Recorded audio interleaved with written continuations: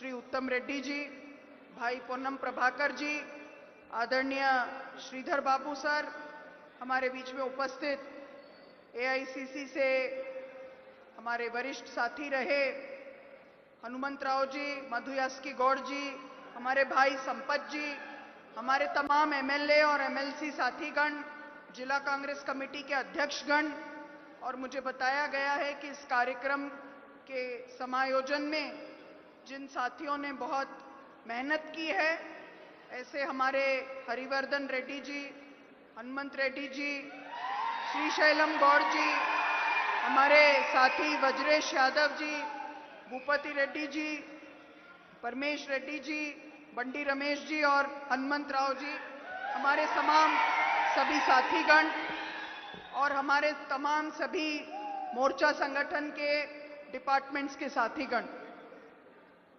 साथियों, हमारे सामने आज की ये जो सभा है, मैं बहुत लंबी बात आपके सामने नहीं रखूंगी।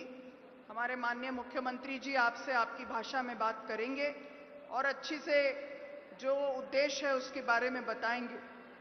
लेकिन मैं आपके सामने 3 बात रखना चाहती हूं जो देश के सामने परिस्थितियां हैं।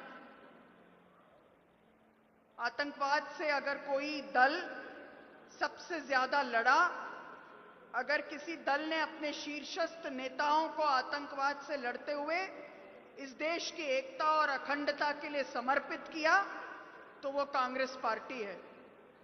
चाहे शहादत इंदिरा जी की हो, चाहे अपने सीने में 36 गोलियां झेलने की बात हो, चाहे स्वर्गीय नेता राजीव जी की बात हो, चाहे हमारे पंजाब के उस वक्त के मुख्यमंत्री सरदार बेअंत सिंह की और हितेश्वर साइकिया जी जो असम के मुख्यमंत्री थे उनकी बात हो, ये सब वो शीर्ष नेता हैं जिन्होंने इस देश को इकट्ठा रखने के लिए अपने प्राणों का बलिदान दिया।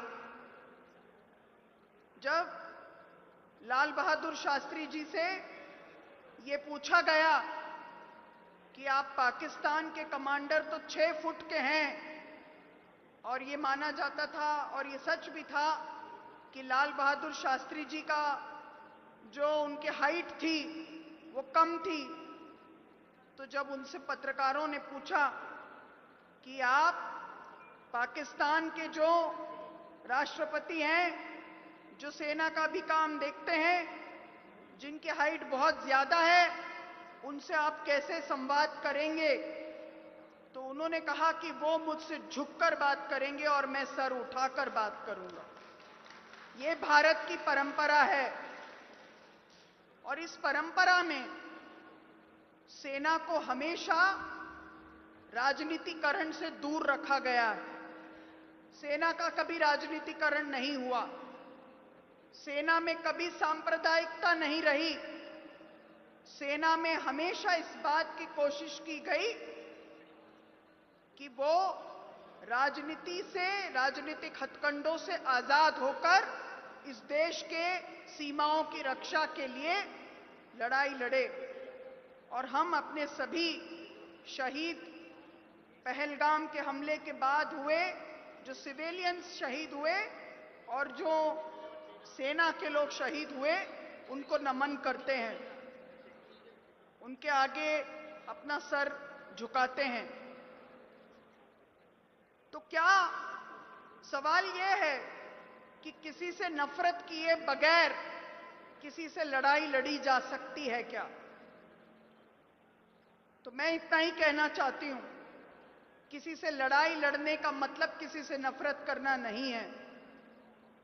नेहरू जी से देश की आजादी के बाद वो इंग्लैंड गए, तो इंग्लैंड के उस वक्त के वो नेता जिनके आगे ये लोग बहुत लड़ते थे, वो उस वक्त सत्ता में थे, और उन्होंने उनसे पूछा कि ऐसा कैसे है कि आप हमसे नफरत नहीं करते?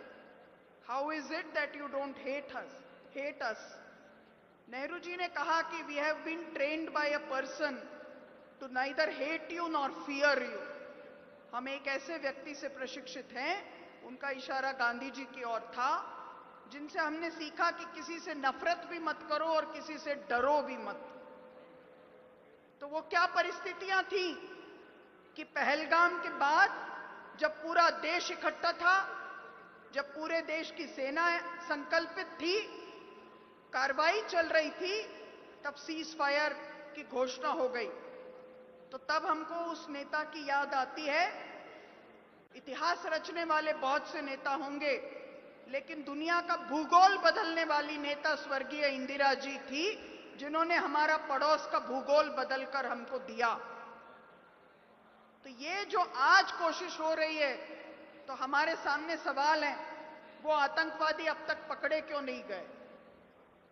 ऐसा कैसे हुआ कि उन आतंकवादियों को हम लोग आज तक उनकी कोई खोज खबर नहीं ले पाए?